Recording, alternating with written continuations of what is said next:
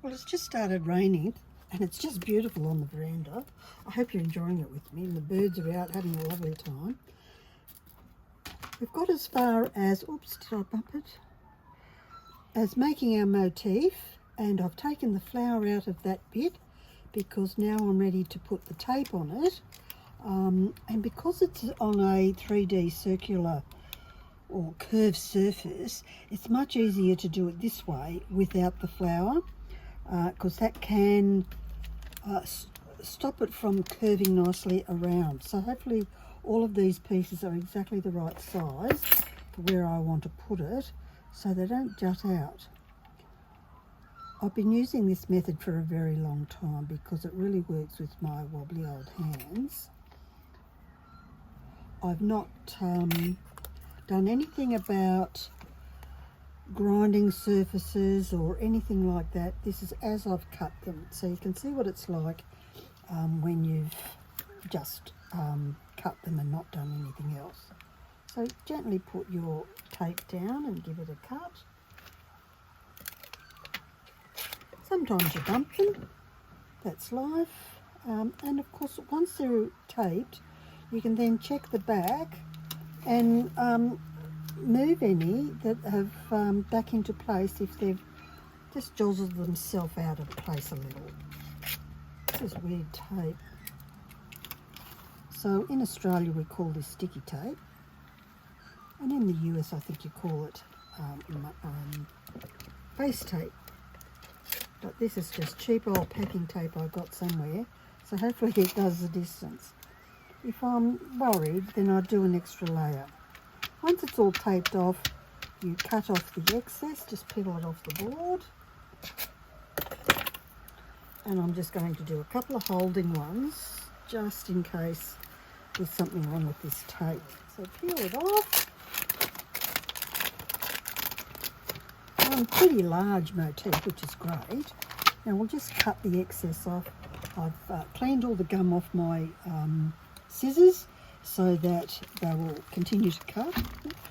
And I can see, oh, I might move this one slightly or that one, but from the front side, I think that's just my imagination.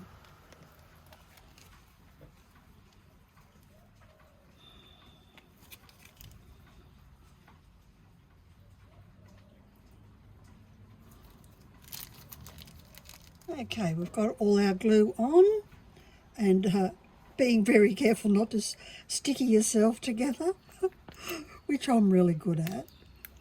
And then just pop it where you think you want it to be. I'm going to get some on me. Okay, so now I can just scooch it up into position, up to where I need it to be, and then just gently pop it into place. So you can see how with that tape it just curls around the cone,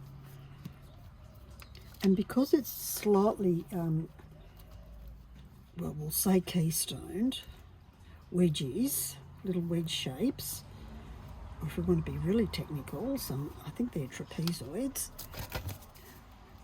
Okay, and if you think it's going to pop out, then you can just tape across it, but I wouldn't be bothered. I don't think it will. If your pieces are too big or this is too strong, it will try to straighten it. So it might be that if it is being a bit strong, this stuff here, just jab a hole in it to take the strain out. So let's say this is too strong, you just stick a hole in there. And then it'll just sit flat. And of course, if you're working with foam, you need to be careful not to poke too many holes in it. So I just keep pressing it around gently, as you don't want all the glue to squish out. You need some glue to actually do its job. And we know we've got spaces between everything, and it's reasonably flat, but still looks like proper plates doing their thing. Okay, so tomorrow, I might slide this up a little bit further. I'll take the tape off and glue the flower on. Just scooch it up a bit. Oh, it's really decided it's going to stay right where it is. Okay then. And the beauty about pulling the tape off, see this bit here, I may need to re-stick that, is that if it's not stuck properly, the test will come with it. So there's no fear of it coming undone while you're grouting. I think in all the time I've been mosaicing, I've only had one piece fall off, and that was a dot. Nothing's ever fallen off really. Okay,